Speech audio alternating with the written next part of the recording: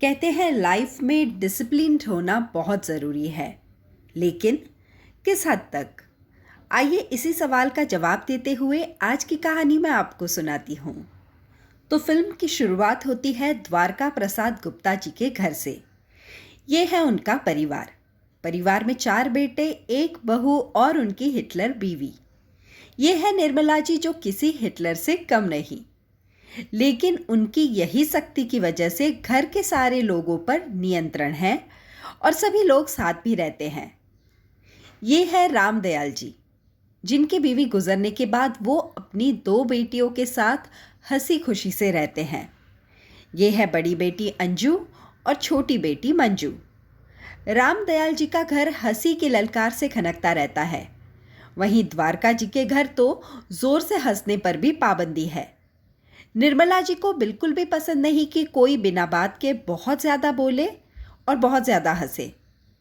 वहीं निर्मला जी समय की भी बहुत ज़्यादा पाबंद है और वो सभी के समय का खूब ख्याल भी रखती हैं। निर्मला जी का सबसे छोटा बेटा जगन, इसे म्यूज़िक का बड़ा शौक है, लेकिन निर्मला जी की वजह से वो खुलकर म्यूज़िक भी नहीं सुन पाता। निर्मला जी को अपने बेटे चंदर के लिए ऐसी बहू चाहिए जो घर में सबका खूब ख्याल रखे। द्वारका जी के दोस्त चंदर के लिए अंजू का रिश्ता लेकर आते हैं। निर्मला जी और चंदर के अलावा भाभी सभी अंजू को देखने जाते हैं, क्योंकि निर्मला जी का मानना है कि शादी के लिए खुद लड़की देखना बेशर्मी की निशानी है। सभी को अंजू खूब पसंद आती है और चंदर और अंजू की शादी हो जाती है। शादी के बाद रामदयाल जी का घर बड़ा सूना सा हो गया है और इसीलिए अपनी बहन से मिलने मंजू उसे सरप्राइज देते हुए उसके घर जाती है। सभी लोग मंजू के आने से खूब खुश हो जाते हैं, लेकिन निर्मला जी को मंजू का ये सरप्राइज कुछ खास पसंद नहीं आता। मंजू एकदम खुशमिजाज, जिंदा दिल और जिंदगी को खुलकर जीने वाली लड़की है। अंजू मंजू को समझाती है कि इस घर में कुछ कायदे कानून है, जिसकी वजह से उन्हें धीमे बोलना है, कम बोलना है और ज़रूरत ना हो तो नहीं बोलना है। मंजू को ये सब बहुत ज़्यादा अजीब सा लगता है। शादी के दौरान इंदर और मंजू में किसी बात से बहस हो गई थी और इसी वजह से दोनों हमेशा एक दूसरे की टांग खींचते रहते हैं। लेकिन एक दिन इंदर की मजाक की वजह से मंजू बहुत ज़्यादा नाराज़ हो जाती है।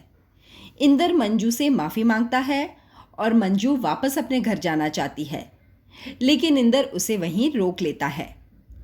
मंजू जगन से अच्छी दोस्ती कर लेती है और उस घर के सभी लोगों की मनपसंद चीज़ के बारे में जान लेती है, जैसे कि बड़े भैया और चंदर की ऑफिस में रोज़ शाम ताश की महफिल जमती है। भाभी को आईने के सामने अपने आप को निहारना पसंद है। बाबूजी को गार्डनिंग का बहुत ज़्यादा शौक है और जगन को म्यूज़िक के अलावा और कुछ भी पसंद नहीं आता।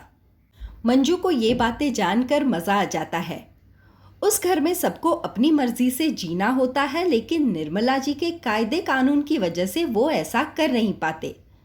मंजू बड़े भैया से कहती है कि जो चीज़ करने से मन को आनंद मिले वो चीज़ बुरी नहीं होती और इसीलिए ताश खेलना कोई भी बुरी बात नहीं है। वहीं भाभी से जब मंजू बात करती है तब उसे पता चलता है कि भाभी बहुत अच्छा कत्थक करती हैं। मंजू घर की छत पर जब भाभी को कत्थक करते देखती है तब अचानक से बाबूजी वहां आ जाते हैं। भाभी और मंजू डर जाते हैं, लेकिन बाबूजी जो खुद तबला बजाते थे वो बहुत ज़्यादा खुश हो जाते हैं। निर्मला जी घर पर नहीं होती तब बाबूजी, भाभी और मंजू मिलकर कत्थक और तबला की जुगलबंदी करते हैं। निर्मला जी के ना होने पर मंजू के साथ सब ताश भी खेलते हैं और ज़ोर ज़ोर से हंसकर खूब एंजॉय करते हैं।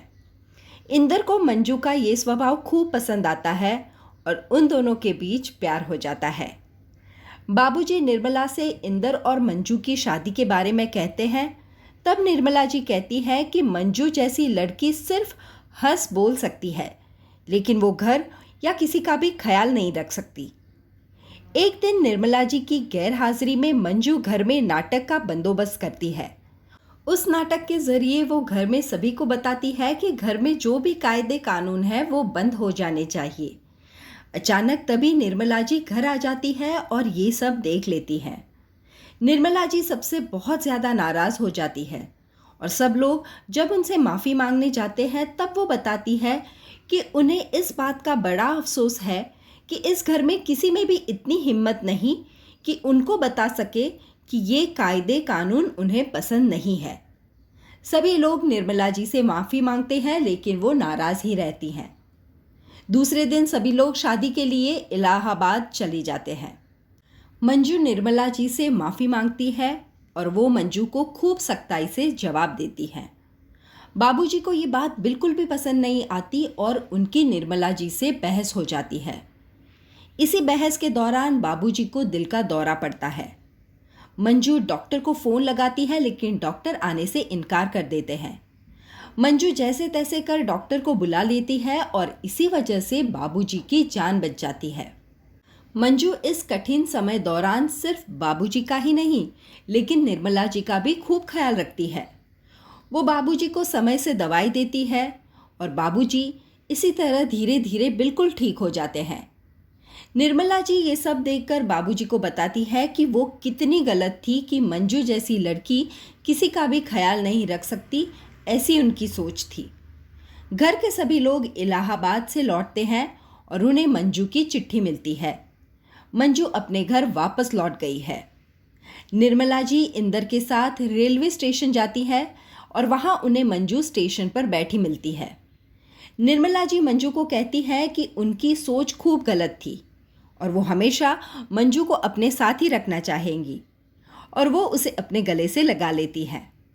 आखिर में इंदर और मंजू की शादी हो जाती है। तो ये थी सुपर हिट मूवी खूबसूरत की कहानी। ऐसी ही नई पुरानी हिंदी मूवीज़ की कहानियों के लिए please do subscribe to my channel popcorn time with Vandana. धन्यवाद।